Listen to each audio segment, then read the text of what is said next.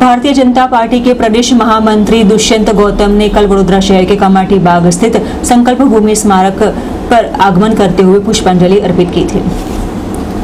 वडोदरा शहर के कमाटी बाग स्थित आए हुए संकल्प भूमि स्मारक पर भारतीय जनता पार्टी के राष्ट्रीय महामंत्री दुष्यंत कुमार गौतम ने आगमन करते हुए पुष्पांजलि अर्पण की थी। इस मौके पर वडोदरा शहर भारतीय जनता पार्टी के होद्देदार, काउंसलर और कई कार्यकर्ता उपस्थित रहे थे। भीमराव अम्बेडकर जी के संकल्प भूमि पर मुझे नमन करने का एक अवसर प्राप्त हुआ है। मैं पहले भी यहाँ पर 3-4 बार आया हूँ, जिसमें पूर्ण पहला वाला वृक्ष था तब भी आया था, तब टूट गया था तब भी आया था, आज पुनः उसका उत्थान चल रहा है तो आज भी आया हूँ। ये भूमि डॉक्टर भीमराव अम्बेडकर जी ने यहाँ से संकल्प लिया था कि मैं समाज की सेवा करूँगा। उनको जिस प्रकार से मेरा ज़्यादा पढ़े लिखे होने के बावजूद भी मेरे साथ जो दुर्भावनापूर्ण व्यवहार किया जा रहा है, तो मेरे समाज के साथ क्या हो रहा होगा, ये संकल्प लेकर वो समाज के उत्थान के लिए निकले थे। और आज डॉक्टर अम्बेडकर जी के उस समय के विचारों के रूप से जो उन्होंने कहा था, मैं पहले भी भारतीय हूँ और अंत में भी भारतीय हूँ। जो भारतीयता, देशभक्ति, राष्ट्रीय भावना उनके अंदर ओतप्रोत थी, उसका ही उदाहरण है कि आज देश सामाजिक समरसता के रूप में अपने आगे बढ़ने का काम कर रहा है। साथ साथ डॉक्टर अम्बेडकर जी ने समाज में कभी द्वेष पैदा करने का काम नहीं किया। कभी उन्होंने किसी जाति को कभी उससे बैर नहीं किया।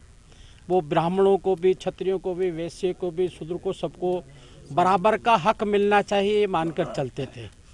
लेकिन जो ब्राह्मण बात था, जिसके कारण छुआछूत थी, उसके वो हमेशा विरोध में रहे, क्योंकि स्वयं उनकी पत्नी भी ब्राह्मण थे।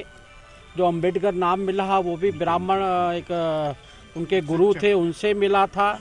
और अजगले जो उनके साथ में सहायक रत्तू जी के साथ में रहते थे, वो भी ब्राह्मण ही थे। इसलिए ब्राह्मण बात से उनका कोई विरोध नहीं था। आज उनके विचारों पर देश चल रहा है। विश्व के अंदर सबसे बड़े लोकतांत्रिक रूप में हिंदुस्तान को माना जाता है। ये डॉक्टर अम्बेडकर जी की देन है।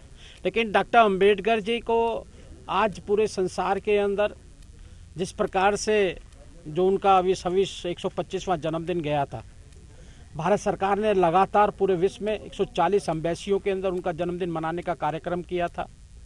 आज डॉक्टर अम्बेडकर जी को पूरे विश्व के लोग मानते हैं।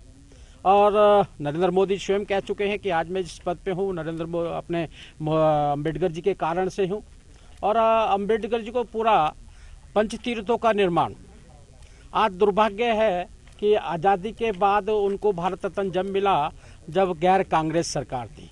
उनके विचारों को, उनके लेखकों को, दलितों के साहित्यकारों को लगातार दबाने का काम किया गया।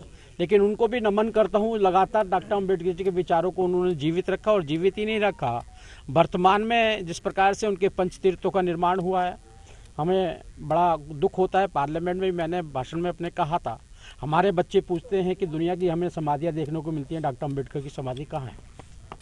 मैं मोदी जी का धन्यवाद करना चाहता हूँ कि उन्होंने चेत भूमि पर हिंदू मील को बंद कर बहुत बड़ी समाधि देने का काम डॉक्टर अम्बेडकर का भारत को किया है। और उसके साथ साथ भी हम देखते हैं दिल्ली के अंदर ही जो उनका स्मारक था, जो अंतिम सांस ली थी, उसको जो ग्रहण कर आज उस पर भव्य भवन का निर्माण किया है, ये भी मोदी जी की देन है। आज वर्तमान में जो डॉक्टर अम्बेडकर जी के विचारों के प्रति ओतप्रोत करने का काम, पढ़ाई से, लिखाई से, 15 जनपद पर एक बड़ा ऑडिटोरियम बनाकर उसमें बताया गया है कि डॉक्टर अम्बेडकर जी के शुरू से लेकर आखिर तक क्या विचार रहे हैं। आज मैं अपने आप को बहुत धन्यवाद ये महसूस कर रहा हूँ कि यहाँ के हमारे भारतीय जनता पार्टी के सभी कार्यकर्ता, शिवराज चौहान जी और सभी यहाँ के संकल्प भूमि से जुड़े हुए लोग यहाँ मिले हुए हैं। और मैं इनको नमन करते हुए इसको मैं भी संकल्प लेता हूँ और समाज के सभी कार्यकर्ताओं को संकल्प दिलाता हूँ कि वह डॉक्टर अम्बेडकर जी के विचारों के अनुरूप एक भारत श्रेष्ठ भारत को आगे बढ़ाने के लिए आगे कदम बढ़ाएंगे। उन चीज़ों से भी बचाने का काम करेंगे जो अम्बेडकर जी की मूर्ति भी लगाते हैं, संविधान भी लेते हैं, लेकिन डॉक्टर अम्बेडकर जी को खाली वोट बैंक के रूप में ही इस्तेमाल करते हैं। उनसे भी सचेत करने का समाज को